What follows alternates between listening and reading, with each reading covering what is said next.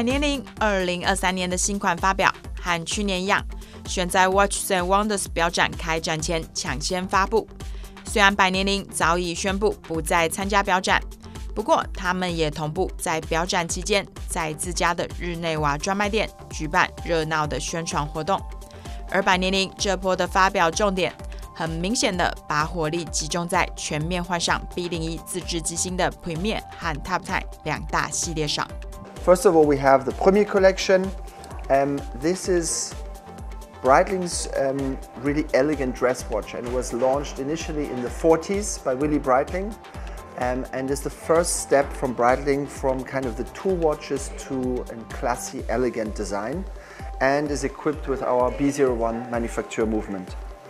And the second collection was also launched by Willy Breitling in the 60s, but was the more younger, unconventional take of the chronograph. And this beautiful collection is inspired by vintage cars. So we have Ford Mustang, Shelby Cobra, Corvette, and new Ford T-Bird, Thunderbird, another great iconic car.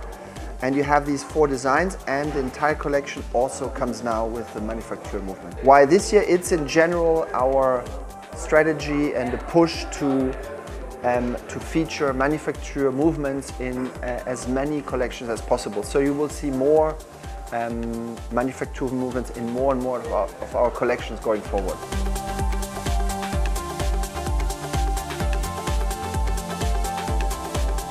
而在日内瓦的百年灵专卖店，还有一个特色，就是隔壁的百年灵厨房。整个风格是来自专卖店氛围和调性的延伸，是继百年灵咖啡之后最新的餐饮空间概念。百年灵资深藏家 Fred 也现身在这次的专卖店活动上。最近刚写下《Premium Story》这本书的他，对于百年灵的了解和喜爱毋庸置疑。甚至百年灵有些历史款式要改款的时候，都会咨询他的意见。地位如此崇高的资深百年灵藏家是怎么看待前后代 Premier 和 Top 差异的呢？ I started collecting Breitling watches 40 years ago, so a very, very long time ago. When I bought my first Breitling, for me, the chronograph was a professional tool that I use in my job. So it was a daily tool, and the more I got interested in chronographs in general, the clearer it was how important Breitling is as an innovator in the chronograph arena. The origins of the chronograph were very much a tool watch for pilots. For early 1940s, this was an extremely important step for Breitling and the market in general.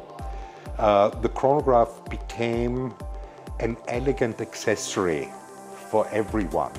So in the 1940s, we had a huge boom of chronographs. In the 1950s, the chronograph went a little bit, maybe it was too elegant, it was too old-fashioned, it was conceived as old-fashioned, and people started to buy dive watches. That was when the Super Ocean was also born, but also many other dive watches.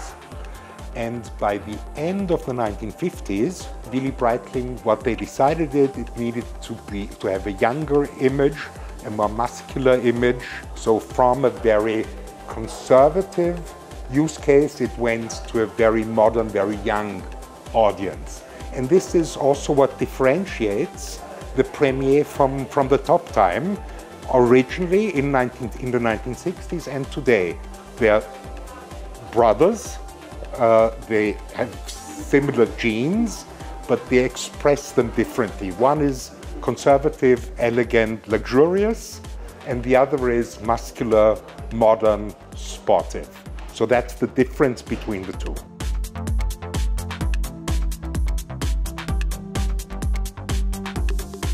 像百年灵这样有历史背景的品牌，自然会有一派崇尚遵循传统的表迷。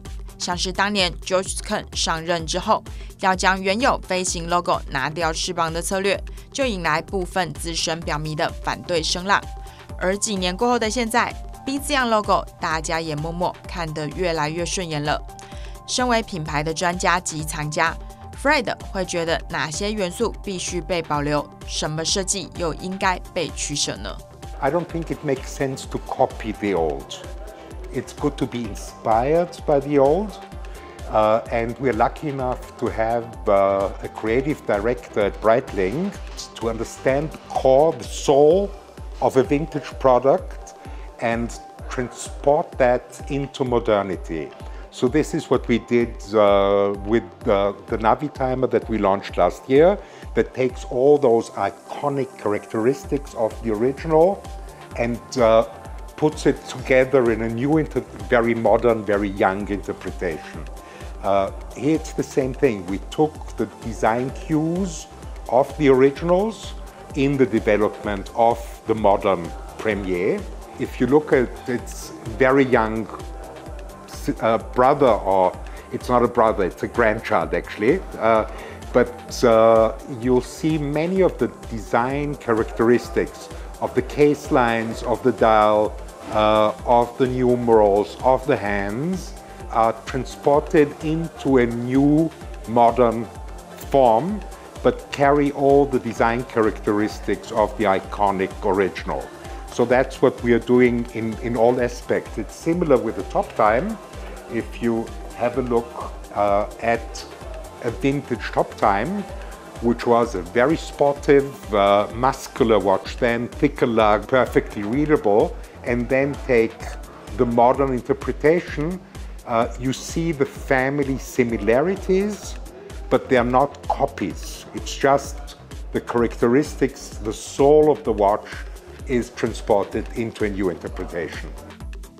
如果设定一个区段来看百年灵近年的发展，这5年来的百年灵和过去相比之下，有哪些不一样的差异呢？ First of all, there's many more Breitling fans. So obviously the brand has grown a lot in the last 5 years. I mean, in the last 5 years, we almost doubled the turnover. So a lot more people are coming to Breitling. Many are maybe coming back to Breitling. But also many new customers come to Breitling. So we definitely see, I mean, again, more in general. We see many younger people coming to Breitling, and we also see more women coming to Breitling. I don't think that vintage and young is a contradiction. On the contrary, young people are very much into vintage and retro-inspired designs these days. You know, across many things, from fashion to architecture, to electronics, and to watches. And that is the style you find in Breitling across all our collections, what we call modern retro, right? So always a very strong inspiration from the past, but then we give it obviously modern execution and modern touch. And this appeals to young people and older people alike. So there's no contradiction between vintage and young. Actually, we think it's the contrary, and a lot of people in a very digital world want something analog and want something that has a link to the past. 这次的百年灵除了2大系列的新款发表之外，还有一个重点在于前面提过的 Fred 最近出版的 Premier Story 这本书。最后，我们也请他来聊聊，希望能让看完这本书的大家获得哪些收获呢？ My very first one, and that's a sad story actually, and this is why I wrote this book. My very first Breitling was a fake Breitling. Breitling was always a big brand, and people always tried to fake it. So when I didn't know much to tell which is an authentic vintage Breitling and which isn't, and I never wear it, of course, but I keep it to remind me how important it is to learn about watches or have excellent books where I can get help. For those interested in modern watches, I think it's important for them to see the history. It shows the whole story. It shows the huge variety of models that Breitling produced during those decades, and that all lead to the current products.